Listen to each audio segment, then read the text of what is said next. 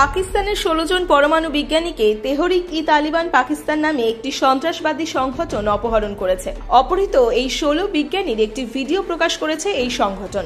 এই ভিডিওতে অপহৃত বিজ্ঞানীরা পাকিস্তানের শাহবাজ শরীফের নেতৃত্বাধীন সরকারের কাছে সন্ত্রাসবাদীদের দাবি মেনে নেওয়ার এবং নিজেদের রক্ষা করার আবেদন জানাচ্ছেন। বর্তমানে পাকিস্তানের পারমাণবিক শক্তি কমিশনের এই 16 জন বিশেষজ্ঞ টিটিপির কবলে রয়েছেন। এদিকে এই ভিডিও বর্তমানে সোশ্যাল মিডিয়ায় ব্যাপক ভাইরাল হয়েছে।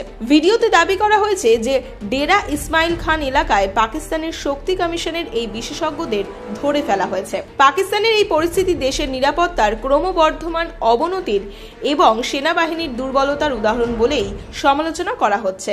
সবচেয়ে উদ্বেগজনক বিষয় হলো তেহরিক-ই-তালিবান পাকিস্তানের সন্ত্রাসবাদীরা পাকিস্তানের সবচেয়ে বড় ইউরেনিয়াম খনি থেকে বিপুল পরিমাণ ইউরেনিয়াম লুট করছে বলে দাবি করা হয়েছে। আর এই ইউরেনিয়াম পরমাণু বোমা তৈরিতে কিন্তু ব্যবহৃত হয়। এদিকে এই অপহরণের বিষয়ে টিটিপি নেতাদের প্রতিক্রিয়াও সামনে এসেছে।